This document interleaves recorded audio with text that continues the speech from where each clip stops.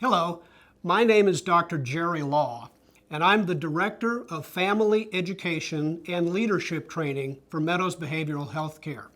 Thank you for entrusting us with the care of your loved one at what may be a very difficult season of life.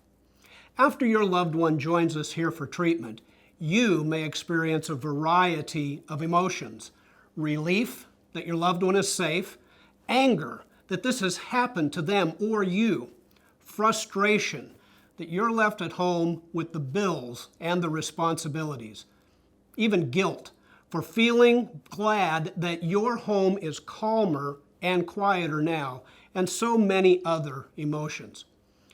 Any and all of these feelings are completely normal under the circumstances. It is very stressful to have a family member with a chronic illness, an addiction, or a mental health crisis, and you may have been dealing with all three for a very long time. Please know that you have done the very best thing for your loved one by assisting them in getting to our program.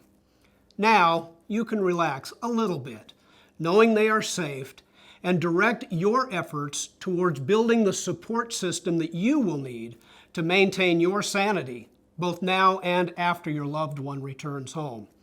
The first step is ensuring that you have a safe place to experience and vent your own feelings. The best way to do this is through regular meetings with a counselor and a support group. You've been hurt by the experience of watching your loved one struggle, and you deserve healing too. We are happy to recommend counselors that we know in your area. The goal of this interaction is for you to be able to maintain stability in your personal and professional life so that you will have the extra energy needed to participate in the Family Week program that we offer or other family-focused therapies. We do know that you want to participate in many aspects of life with your loved one once they have left here and entered the very next chapter of their recovery. Next, you may be also asking yourself, what do I say when people ask about my loved one? You know, there are many levels of acquaintance, and not everyone who asks about you and your loved one really want to know the whole story. If your family is private, you may not want people to know the details of why your loved one is getting treatment, and that is your prerogative. If you have a best friend who really wants to know the details and is someone you trust to keep things confidential, well, that's great. If you prefer to share everything with your community, church group, or social circle, that's up to you. However, we do recommend strongly that you discuss all of these options with your family members so that everyone agrees to the parameters that you set.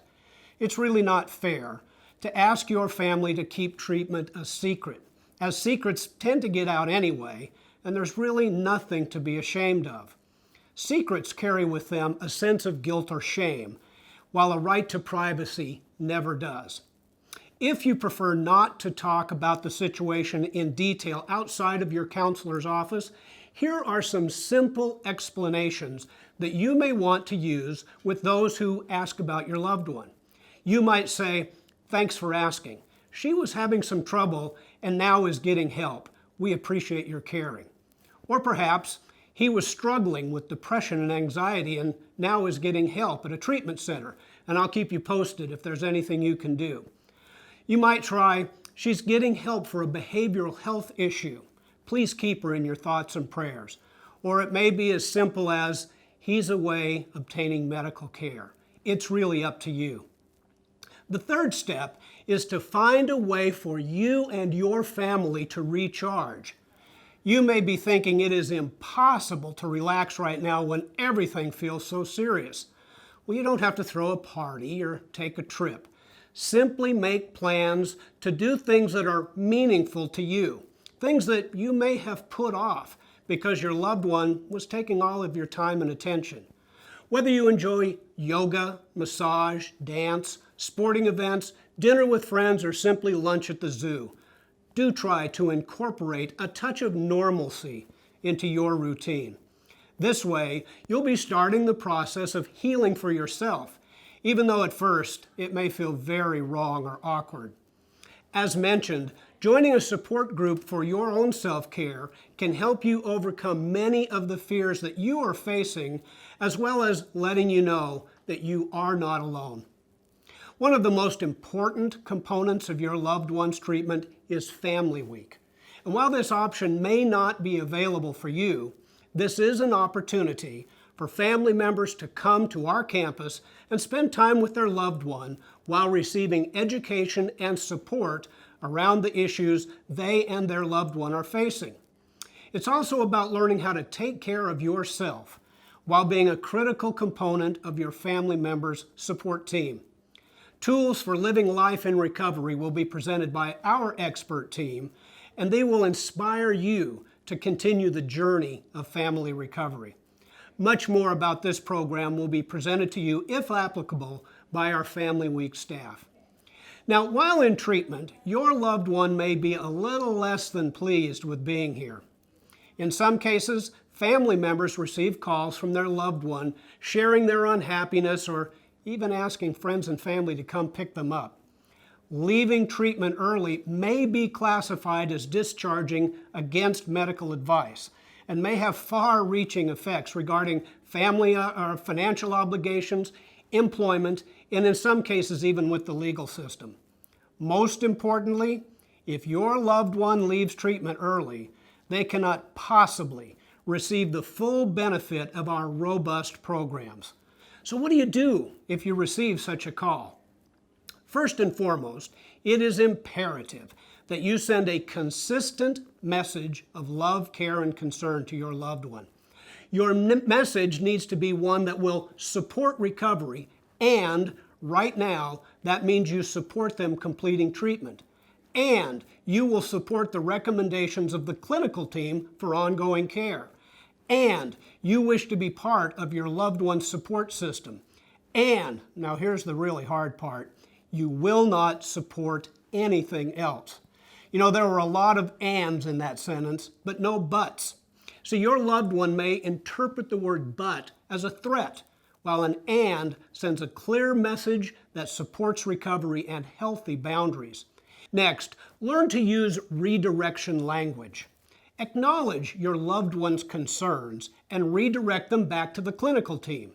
Let them know that you take their comments seriously and that the professionals at our program are the appropriate individuals to handle these issues. You're welcome to contact our team about concerns you have, yet well advised to encourage your loved one to take personal ownership of seeking resolution to matters that may come up as a normal course of treatment. We also strongly recommend that you educate yourself.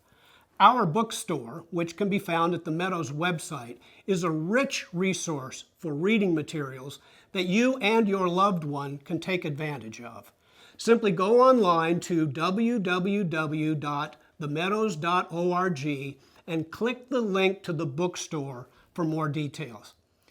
I know I speak for everyone here when I say that we are truly honored you have chosen Meadows Behavioral Health Care for the treatment your loved one needs and deserves.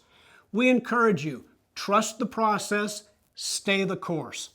I look forward to assisting you in any way that I can. Thank you for spending this time with me.